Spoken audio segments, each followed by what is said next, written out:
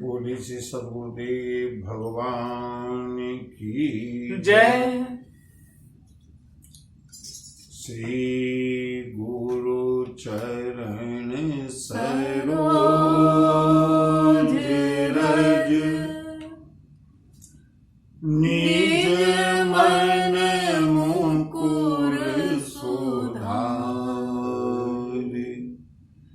वरणहु रघुवर विमल yes जो दायक फल चार बुद्धिहीन तनु जानिके सुमिरहु पवन कुमार बल बुद्धि विद्या देहु मोहि हरहु कलेश विकार। दो बार प्रभु के नाम का संकीर्तन, उसके बाद जैसी प्रभु की इच्छा। हरे राम राम राम सीता राम राम राम हरे राम राम राम सीता राम राम राम हरे राम राम राम सीता राम राम राम हरे राम राम राम सीता राम राम राम हरे राम राम राम सीता राम राम राम हरे राम राम राम सीता राम राम राम हरे राम राम राम सीता राम राम राम हरे राम राम राम सीता राम राम राम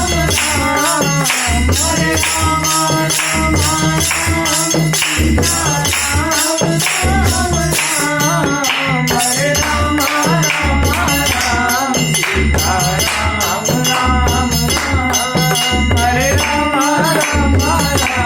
सीता राम राम राम हरे राम राम राम सीता राम राम राम हरे राम राम राम सीता राम राम राम हरे राम राम राम सीता राम राम राम हरे राम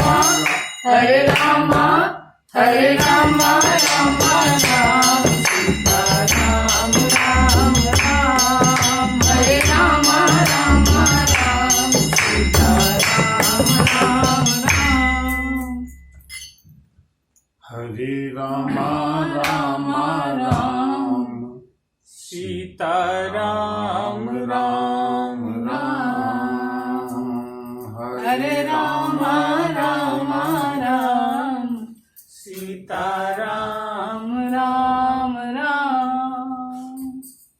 बोली सियावर रामचंद्र की जय। पवन सुत हनुमान की जय।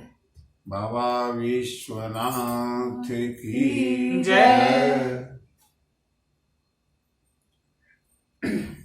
मंगल भवन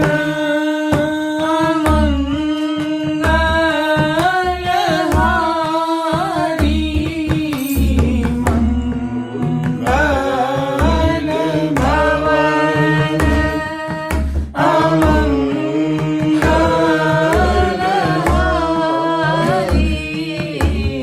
द्रवहु सुदशरथ अजिर बिहारी द्रवहु सुदशरथ अजिर बिहारी।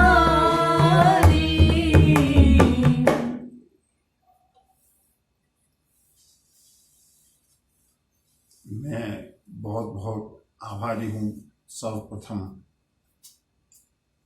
उन सभी शिव शुभ चिंतकों का जिनको क्या मुझ पर तरस आने लगा है।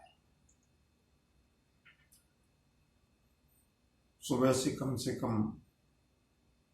50 फोन आ चुके स्वास्थ्य के बारे में जानकारी देने के लिए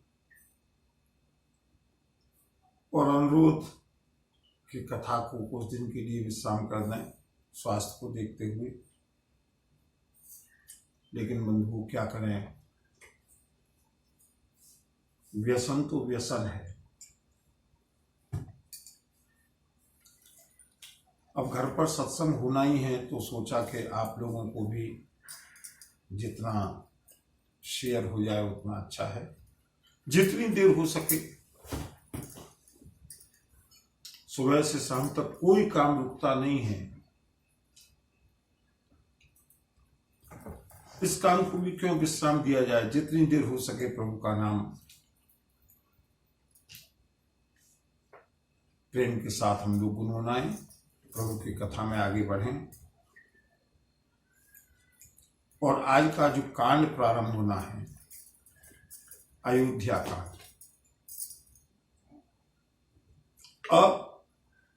अयोध्या, जहां पर कभी युद्ध नहीं होता। अभी हम लोग देखेंगे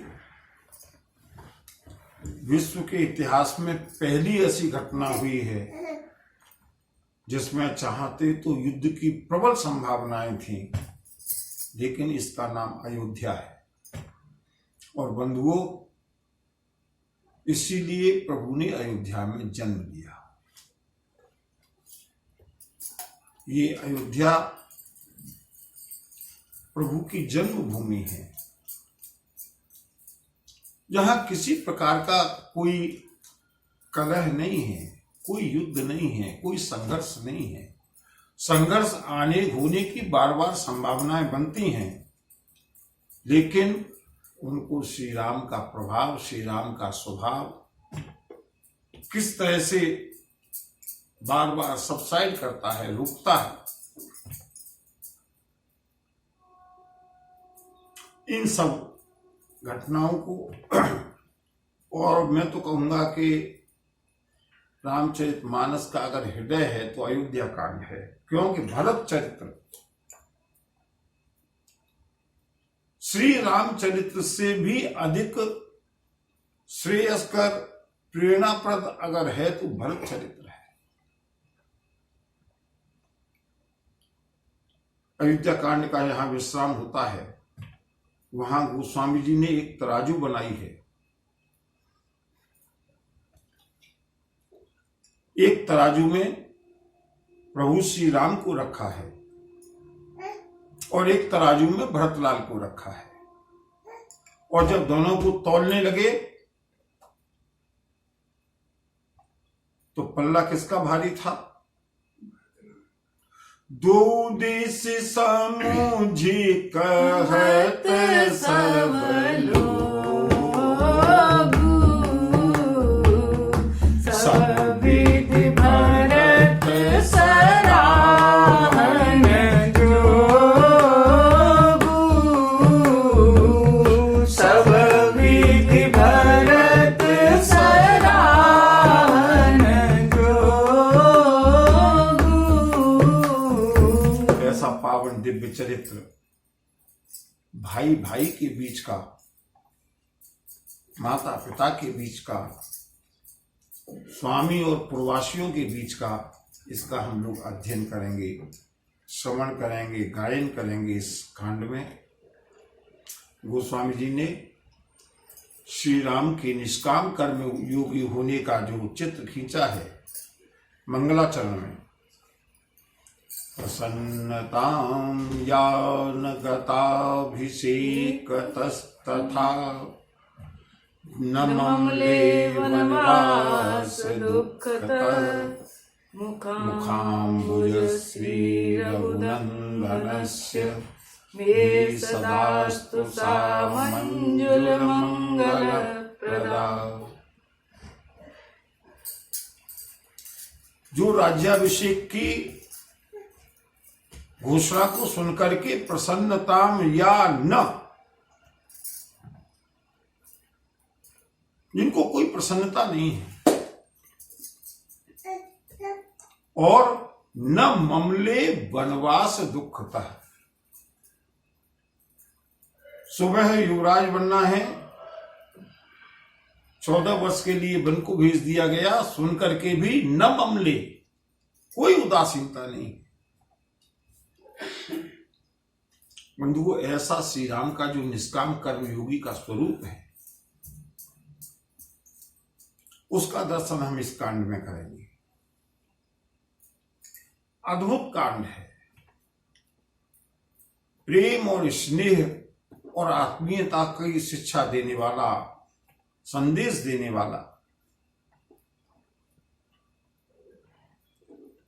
और मैं चाहूंगा कि जहां कब कहीं भाइयों में विग्रह हो, विद्वेष हो, मेरी हाथ जोड़ करके प्रार्थना है, आप लोग सुने, और अगर नहीं दूसरे भाई से कह सकते तो कम से कम उनको शेयर करें, जिससे कि कम से कम भाई भाई के बीच में क्या संबंध होना चाहिए वो इस कांड की कथा से घरों तक पहुंचे।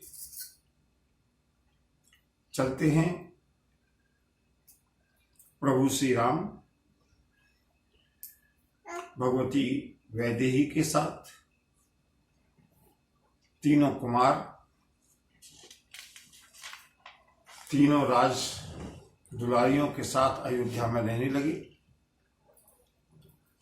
भरत के मामा हैं युधाजित, कैकेयी नरेश के पुत्र, वो भी विवाह में आए हैं। उपविवाह के कुछ दिन के पश्चात ही उन्होंने अवधेश महाराज दशरथ से विदा ली और विदा के साथ ही कहा, महाराज अगर आपका आदेश हो तो भरत और शत्रुघ्न दोनों कुमारों को हम कुछ दिन के लिए ननिहाल ले जाएं। महाराज दशरथ ने सहर्ष अनुमति दे दी। कुमार भरत और कुमार शत्रुघ्न अपने मामा युधाजित के साथ कैकेयी देश, जो कि वर्तमान कश्मीर है, वहां गए हैं। और अयोध्या में श्री राम और लक्ष्मण, महाराज दशरथ, पूरी अयोध्या की प्रजा अत्यंत प्रसन्न है। राम सिया राम, सिया राम जय जय राम, राम सिया राम, सिया राम जय जय राम। जब तै राम ब्याहि घर आए, सकल नव मंगल मोद बधाए। राम सिया राम, सिया राम जय जय राम, राम सिया राम, सिया राम जय जय राम। पूरी अयोध्या में एक प्रसन्नता का माहौल है, उत्साह, उत्सव का वातावरण है। सभी लोगों की इच्छा है, सबके उर अभिलाषु अस, कहीं मनाई महेशु, आप अक्षत जुबराज पद, राम ही देव नरेश। सबकी एक ही इच्छा है, महाराज दशरथ अतिशीघ्र प्रभु श्री राम को युवराज बना दे। एक बार की बात, एक समय सब सहित समाजा, राज सभा रघुराज विराजा। राम सिया राम, सिया राम जय जय राम, राम सिया राम, सिया राम जय जय राम। राय सुभा मुकुर कर करवीना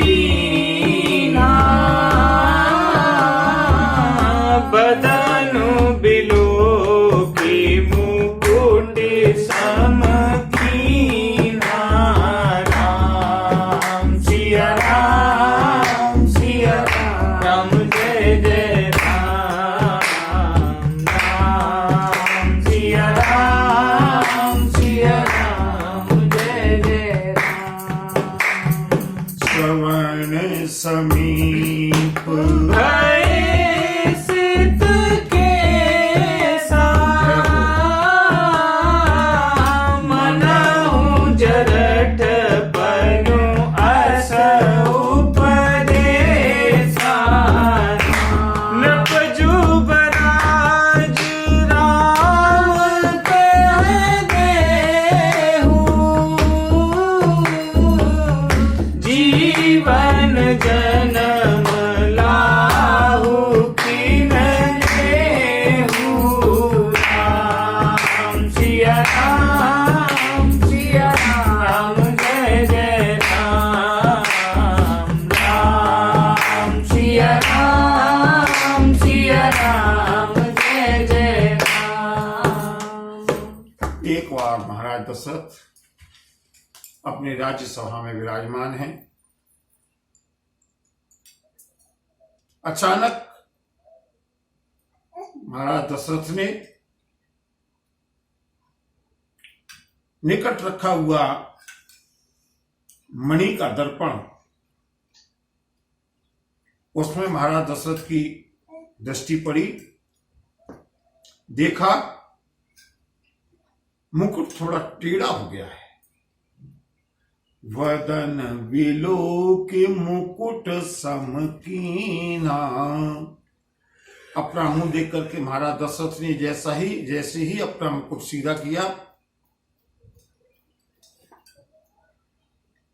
बंधुओं, ये संस्कृति का अंतर है। महाराज दशरथ अपने टेढ़े हुए मुकुट को सीधा करते हैं, और एक संस्कृति रावण की है, जिसके 10 मुकुटों को युवराज अंगद ने उठा करके जमीन पर फेंक दिया, और मूल दशानन उन मुकुटों को उठा करके फिर से अपने सिर पर लगाना चाहता है। एक और सत्ता की भूख है और एक और संस्कारों की भूख है। ये अयोध्या और लंका का अंतर है, संस्कृति का अंतर है। महाराज दशरथ ने जैसे ही देखा, श्रवण समीप भय सित के साथ। भारतीय संस्कृति को समझते चले। हमारे यहां की संस्कृति रही है, और अन्य जगहों की संस्कृति क्या है? बेटा बाप को मार करके गद्दी हथियाना चाहता है, बेटा बाप को कैद करके गद्दी हथियाना चाहता है।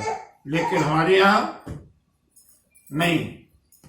पिता जैसे ही चौथापन आया, श्रवण समीप भय सिद्ध के साथ, और मनहु जरठपन अस उपदेशा।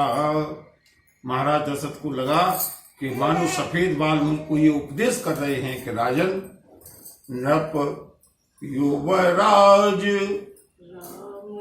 राम कह देहु।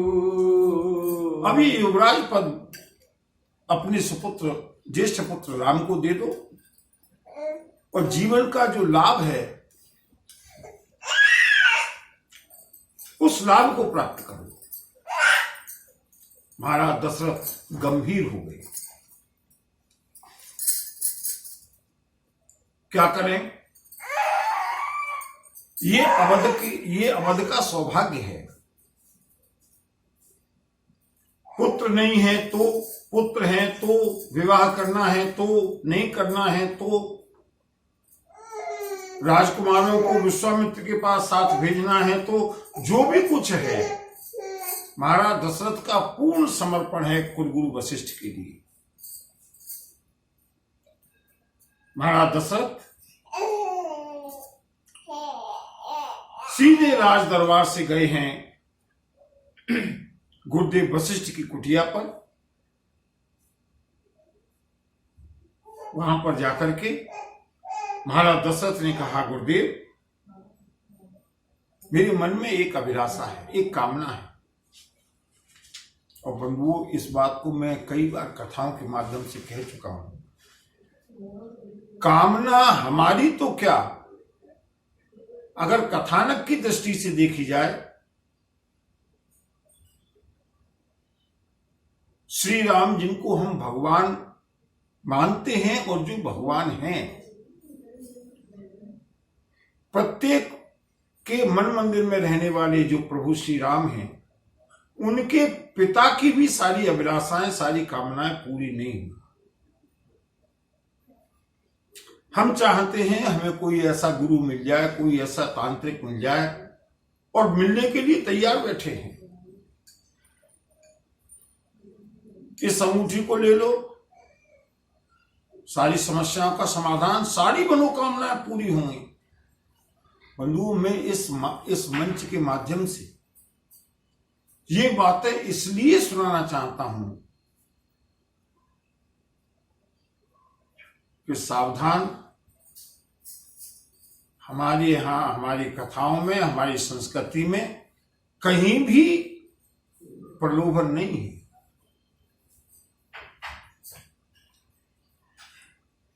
सारी कामनाएं पूरी हो जाएंगी, इस बात की जिम्मेदारी कोई नहीं लेता।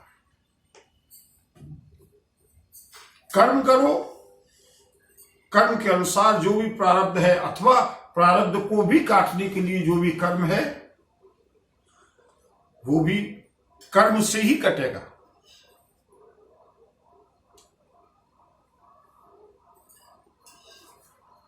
ये काम कर लो, कृपा बरसनी शुरू हो जाएगी। इस काम को कर लो, कृपा वहां रुकी हुई है, वहां से आना शुरू हो जाएगा। ये तमाम अनर्गल, जितना भी पॉल्यूशन,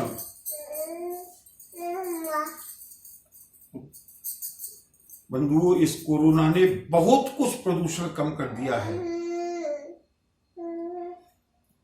हमारे करने से नहीं हुआ, प्रभु की इच्छा से हुआ। बहुत से लोगों की कभी कभी श्रद्धा हिलती है, डगमगाती है धर्म के प्रति, महापुरुषों के प्रति। लोग मुझसे जिज्ञासा करते हैं, इसलिए मैं समाधान कर रहा हूं। क्या होगा, कैसे होगा, चिंता करने की आवश्यकता नहीं है। जो इतनी बड़ी विश्व को चला रहा है, जो इतनी बड़ी सृष्टि को चला रहा है, जो इतने सारे ब्रह्मांडों को चला रहा है, उसके ऊपर भरोसा रखो।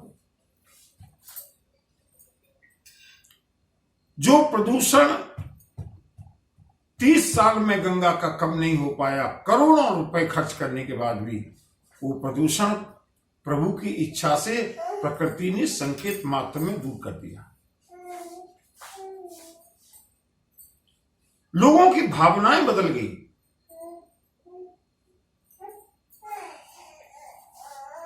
लोग कहते हैं अब तो मन उचट गया, पैसे से मन उचट गया।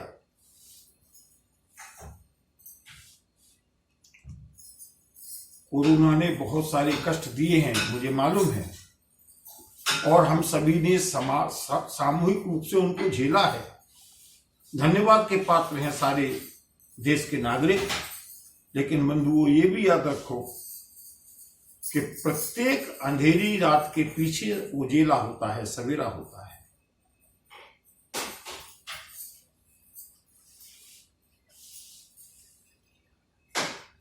इस महामारी रूपी जो रात्रि है, इसके पीछे भी एक उज्जवल आशा की किरण दिखाई देती है।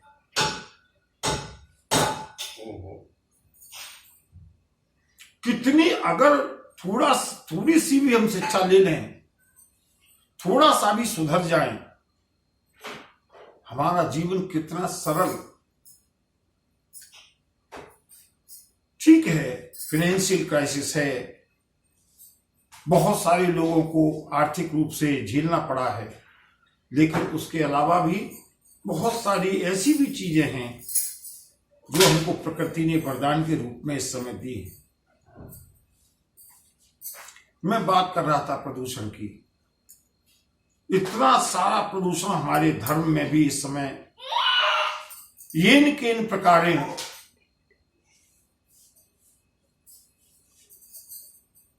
केवल चकाचौंध के माध्यम से भरा हुआ है। लोग पहले तो चकाचौंध में आते हैं और उसके बाद में पछताते हैं।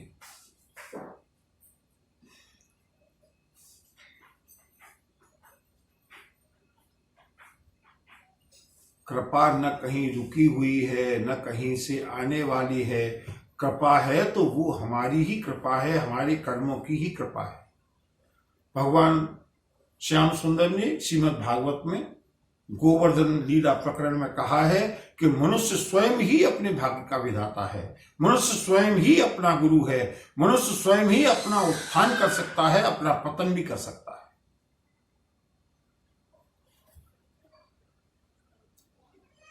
सारी कामनाएं जब महाराज दशरथ की पूरी नहीं हुई, हम अगर ये सोच रहे हैं कि हम भजन पूजा करके या अनुष्ठान करके या कोई भी धार्मिक क्रिया करके हमारी सारी मनोकामनाएं पूरी हो जाएंगी, हमें जीवन में कोई कष्ट नहीं होगा, तो बंधुओं मैं हाथ जोड़ करके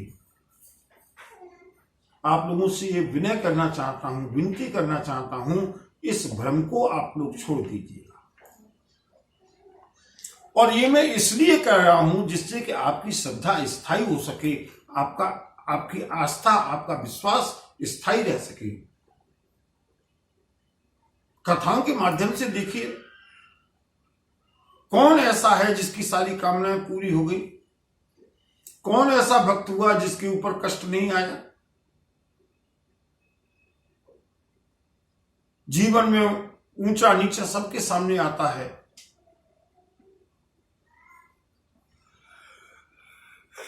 महाराज दशरथ इस समय चरम सीमा पर है सुख की। महाराज दशरथ की सबसे पहली मनोकामना थी गुरुदेव वशिष्ठ से, मेरे कोई पुत्र नहीं है। गुरुदेव वशिष्ठ ने 4 पुत्रों का आशीर्वाद दिया। फिर महाराज दशरथ की कामना हुई मेरे यहां पुत्र वधुएं आ जाएं। गुरुदेव विश्वामित्र की कृपा से 4 पुत्र वधुएं आ गई। अब महाराज दशरथ के मन में फिर से एक कामना हुई है। बंधुओं कथा तो हम सुनेंगे ही, लेकिन थोड़ा सा आध्यात्मिक जीवन में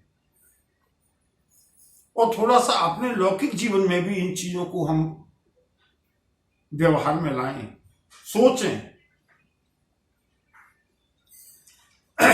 कामनाओं के 2 ही तरीके हैं, या तो सारी कामनाएं पूरी हो जाएं या कामनाओं को सीमित कर दिया जाए, छोड़ दिया जाए।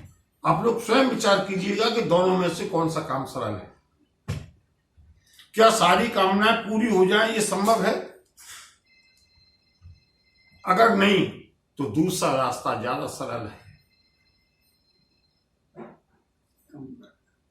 कामनाओं को सीमित करना।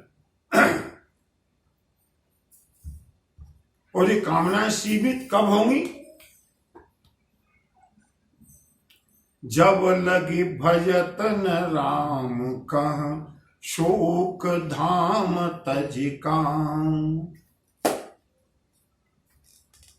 संसार का जितना अधिक चिंतन उतनी ही कामनाएं नित नहीं।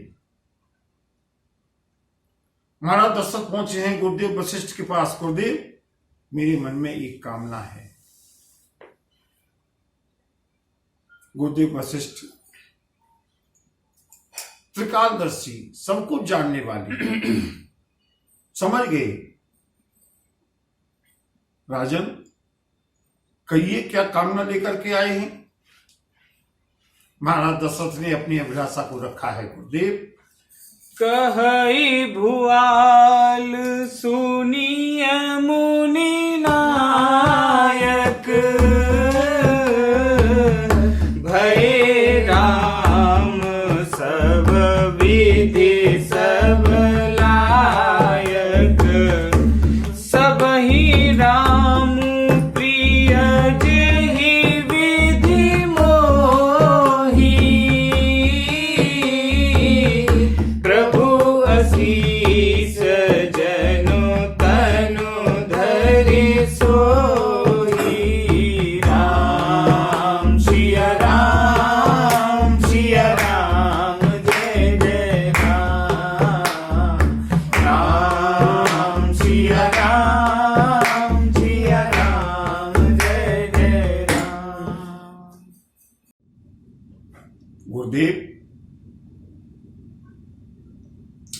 राम जितने प्रिय मुझको हैं उतने ही प्रिय सारे अयोध्या के पुरजनों को हैं। राम सब प्रकार से योग्य हैं। गुरुदेव, मेरी ये हार्दिक कामना है, नाथ राम करियहि जुबराजू,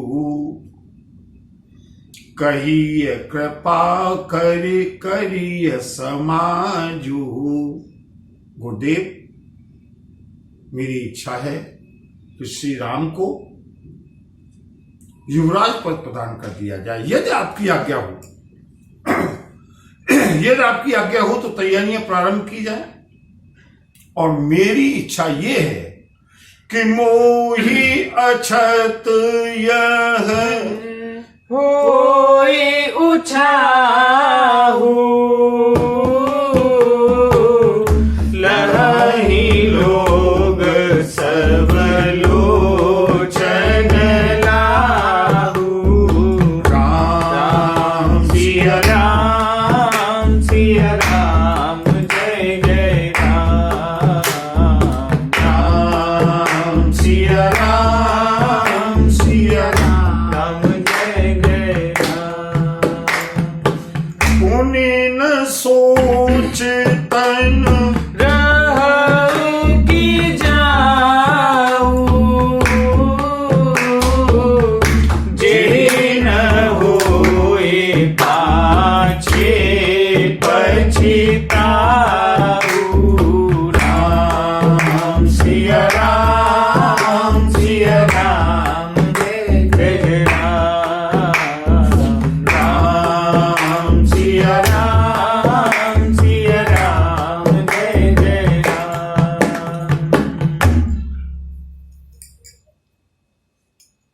महाराज दशरथ की जगह हम अपने आप को खड़ा करके देखें। ये जीव की कमजोरी है। महाराज दशरथ कहते हैं, गुरुदेव, अगर आपकी आज्ञा हो तो मुहूर्त निकालें जिससे तैयारियां प्रारंभ की जाएं।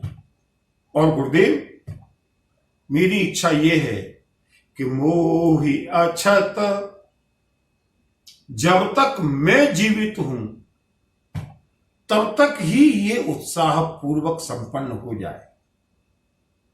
और अगर ये काम पूरा हो जाए ना, पुण्य न सोच तन रहु की जाऊ, उसके बाद ये शरीर रहे या न रहे।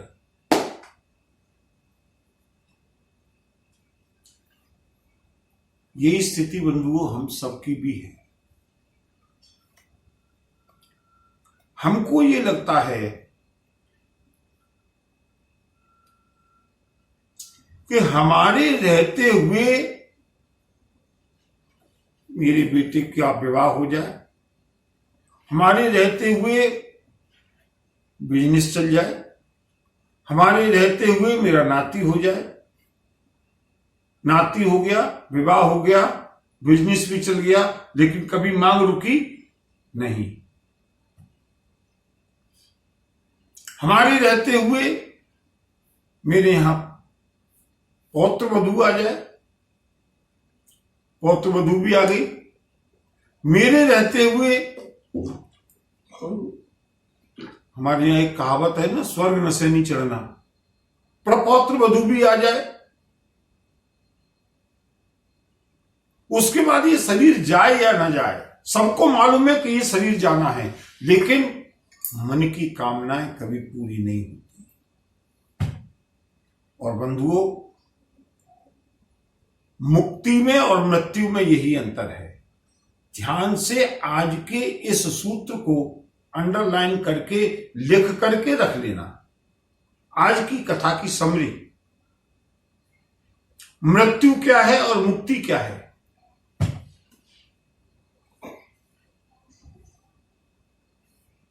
Difference between death and salvation, मृत्यु में और मुक्ति में अंतर। हमारी श्वासों के रहते हुए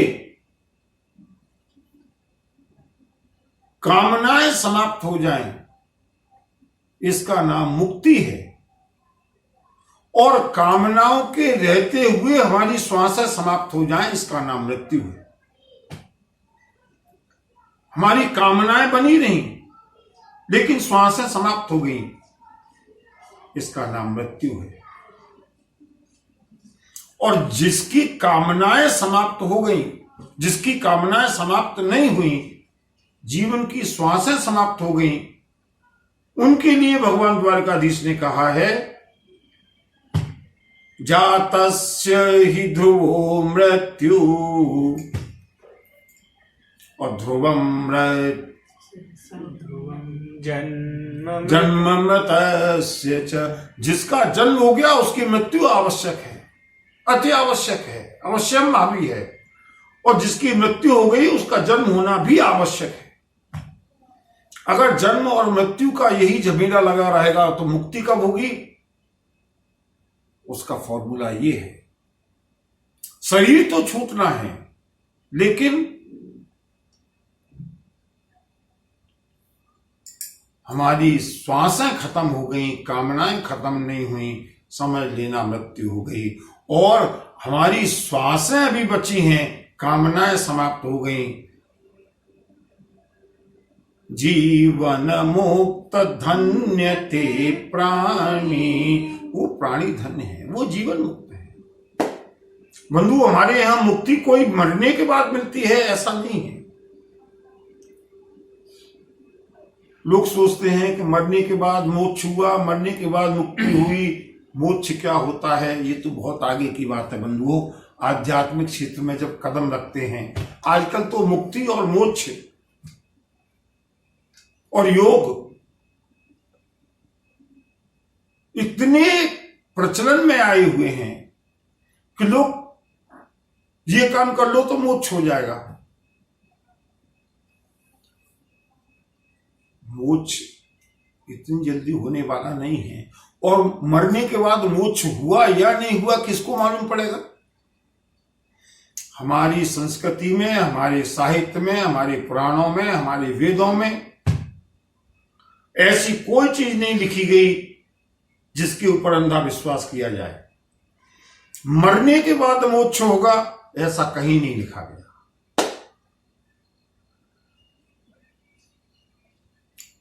जो भी कुछ होना है जीते जी होना है। हाय हाय करते हुए शरीर छोड़ा है, घर वाले सोच रहे हैं कि शायद मुक्ति हो गई, संभव ही नहीं है।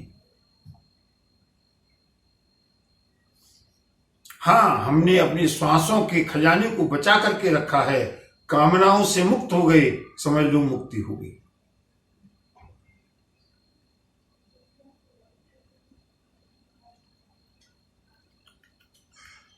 कामनाओं से मुक्त होने का नाम ही मुक्ति है। और ये कामनाओं से मुक्ति जीते जी होनी है। इसलिए महाराज दशरथ मुक्त नहीं हुए, चाहे वो लीला के ही स्वरूप में हो, हमको समझाने के लिए ही हो। महाराज दशरथ की मुक्ति नहीं हुई। क्यों? कामना शेष रह गई।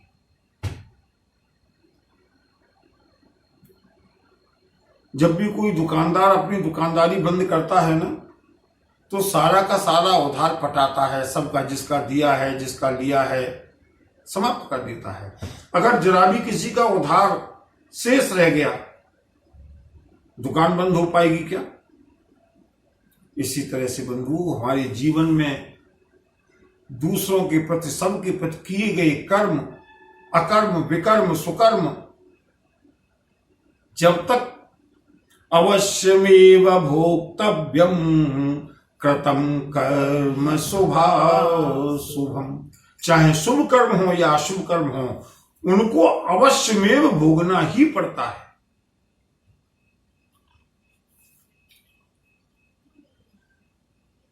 कामना अगर शेष है, मुक्ति संभव नहीं है। कामना समाप्त हो गई, सांसें चल रही हैं, मुक्त हो गया। इसलिए मेरे बाद में ये काम हो जाए, उसके बाद शरीर छूट जाए, कोई गारंटी नहीं है बंधुओं। और जब जिस समय ऐसी धारणा मन में हुआ करे ना, उस समय ये विचार करो कि क्या इस सृष्टि को हम ही चला रहे हैं।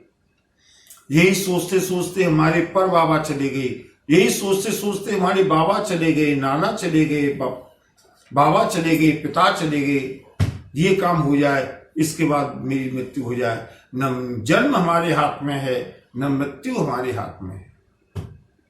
और जैसा समाज चल रहा है, जैसी सृष्टि चल रही है, वो वैसी ही चलती रहेगी। मैंने 50 उदाहरण देखे हैं।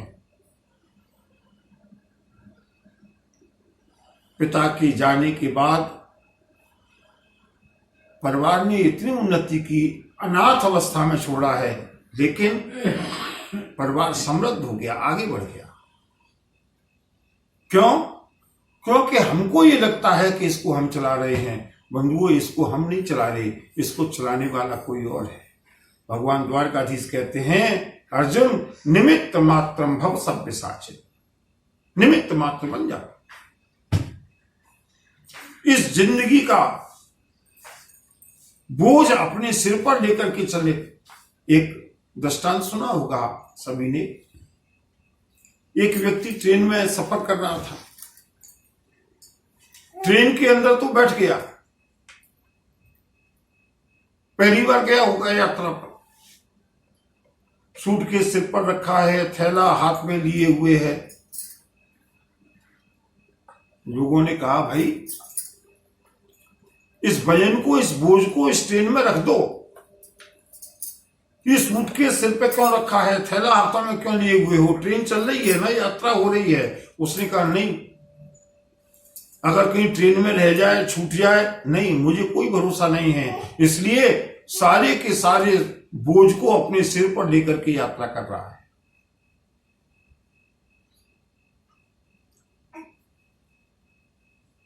और बंधुओं, अगर उस सूटकेस को, उस बोझ को अगर वो ट्रेन में रख दे तो विवेक इन दोनों में से कौन सा श्रेष्ठ है? बोझे को सिर पर रख करके यात्रा करना उचित है या बोझे को ट्रेन में रख करके यात्रा करना उचित है? यही स्थिति हमारी है। ये काल रूपी जो ट्रेन है, गाड़ी है, वो चल रही है। समय रूपी गाड़ी चल रही है।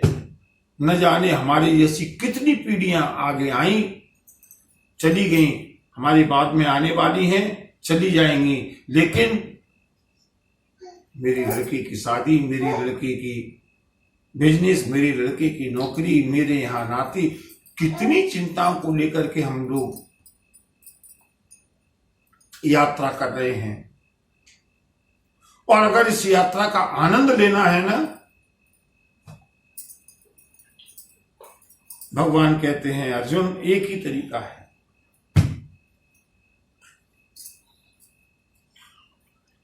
मन मना भव मद भक्तो मद्याजी माम नमस्कुरु। अपना मन मुझे दे दे, अपनी बुद्धि मुझे दे दे। बंधु, में थोड़ा सा राम कथा तो आगे चलेगी ही, मैं थोड़ा सा बड़ा मधुर सा सत्संग, एक ऐसा जो बिल्कुल व्यावहारिक है, जो हम प्रतिदिन देखते हैं, जरा उसके बारे में विचार करें। और ये आध्यात्मिक साधना करने वाले लोगों के लिए विशेष श्रेयस्कर है। हम सभी लोगों ने छोटे बच्चों को देखा है ना,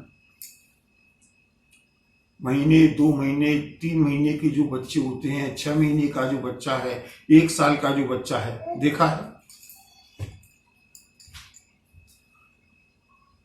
अगर माँ बेंगलोर जा रही है, अगर माँ विदेश जा रही है, अगर माँ बद्रीनाथ जा रही है, तो क्या बच्चा घर पर रह जाएगा? नहीं रहेगा ना। जहां माँ जा रही है, बच्चा भी वहां जाएगा। बच्चे को कोई टेंशन नहीं, न सामान रखने की टेंशन है, न चलने की टेंशन है, न रिजर्वेशन की टेंशन है। बच्चा मस्त है। किसके भरोसे? माँ के भरोसे। जहां मां जाएगी, बच्चा निश्चिंत होकर के यात्रा करेगा। बच्चा सब जगह जाएगा, लेकिन चिंता कोई नहीं है। बंधुओं, अगर हम इतना अबोध हो सके, इससे ज्यादा जीरो टेंशन लाइफ हो ही नहीं सकती। जिंदगी की डोर सौंप हाथ दीनानाथ के, जिंदगी की डोर सौंप हाथ दीनानाथ के, महलों में रखे चाहे झोपड़ी में बास दे, महलों में रखे चाहे झोपड़ी में वास दे। वाद निर्विवाद राम राम कहिए, जाहि विधि रखे राम ताहि विधि रहिए। सीताराम सीताराम सीताराम कहिए, जाहि विधि रखे राम ताहि विधि रहिए। नूतन बालवत स्वभाव, अबोध।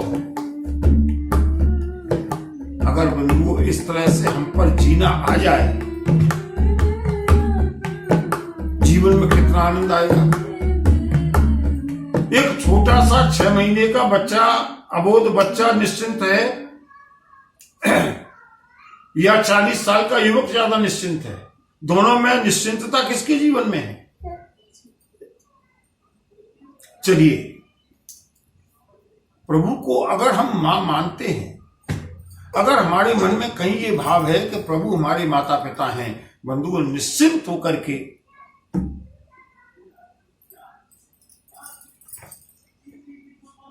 जहां ले चलोगे वहीं मैं चलूंगा,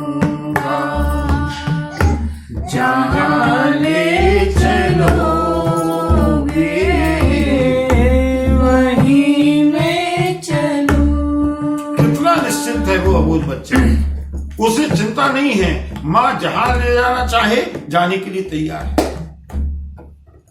वही बच्चा थोड़ा सा बड़ा हुआ, बंधुओं जरा गौर से देखिएगा, साधना की बात है, आध्यात्मिक साधना में जिनको जरा भी रुचि है, बच्चा थोड़ा बड़ा हुआ, अब वो बच्चा देखता है कुछ लोग चल रहे हैं, बच्चे की भी इच्छा होती है मैं भी चलूं, बच्चे की इच्छा होती है ना मैं भी चलूं। बच्चा भी चलना सीखना चाहता है। प्रभु से प्रार्थना करें कि पहले तो हमारे मन में ऐसी कामना न हो कि मैं पैदल चलूं। अगर बड़े भी हो गए हैं, प्रभु मुझको अपंग बना दो मानसिक रूप से। संसार की चिंताओं से दूर रहने का एक ही तरीका है प्रभु को समर्पण। मोह से पतित अपंग की तुम पते राख। अगर किसी का बच्चा अपाहिज है और उसका स्वामी, उसका पिता, उसके माता सक्षम है, क्या उस बच्चे को कोई कष्ट होने वाला है? और वो भी माता पिता इतने सक्षम हों कि मूकम करोति वाचालम पंगुम लंघयते गिरिम। कितना आनंद है अबोध बच्चा बनकर के जीने में। लेकिन कदाचित मन में जब ये भाव आया कि और लोग चल रहे हैं, मैं भी चलना शुरू करूं, बच्चा भी सोचता है मैं भी चलूं, और वो चलने का प्रयास करता है।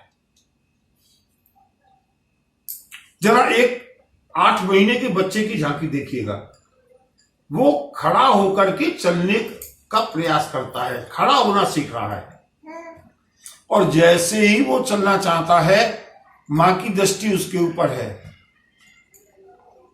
वो थोड़ा सा चलता है, एक कदम आगे बढ़ाता है, खड़ा रहता है, और फिर अचानक घबरा जाता है, मैं नहीं चल पाऊंगा। मां कहती है चिंता मत कर बेटा, पीछे मैं हूं। अगर तुझको चलना है चल, लेकिन मेरे भरोसे चल।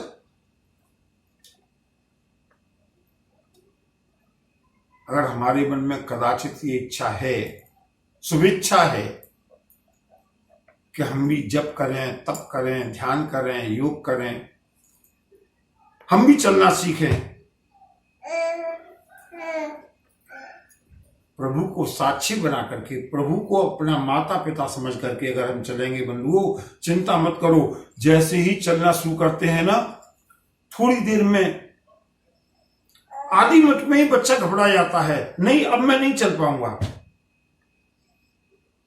मां कहती है कोई बात नहीं बेटा, चलना है ना, चलना सीखो, मैं तुम्हारी रखवाली के लिए हूं ना। और उसी तरह से बंधुओं, हम साधना के लिए बैठते हैं, 15 मिनट ध्यान पर बैठे, आधा घंटा ध्यान पर बैठे, 40 मिनट बैठे, नहीं अब मुझ पर नहीं हो पाएगा, मैं नहीं कर पाऊंगा। प्रभु कहते हैं चिंता मत करो, मैं हूं। और बंधुओं, जो लोग इस तरह से इस जीवन की यात्रा को बढ़ाते हैं, उन्हीं का जीवन सार्थक है। और जिन्होंने अपने जीवन का बोझ अपने सिर पर ले रखा है, इस कथा के माध्यम से मैं केवल निश्चित होकर के जीने की एक कला बताना चाहता था बंधुओं। महाराज दशरथ कहते हैं, गुरुदेव मैं चाहता हूं मेरे जीते जी ये काम हो जाए, उसके बाद फिर चाहे भले ही प्राण छूट जाए। गुरुदेव वशिष्ठ को सब मालूम है। ठीक है राजन, गुरुदेव अगर आपका आशीर्वाद है, अगर आपकी सम्मति है, तो कोई अच्छा सा मुहूर्त निकाल दो ना। गुरुदेव वशिष्ठ ने फिर टोका, राजन शुभ कार्य के लिए मुहूर्त की परवाह मत करो। अगर मुहूर्त निकलवाओगे, मैंने कल परसों भी निवेदन किया था, शुभ कार्य के लिए कभी किसी मुहूर्त की अपेक्षा मत। हाँ, हमको सुविधा नहीं है, बात अलग है, लेकिन अगर सारी सुविधाएं हैं,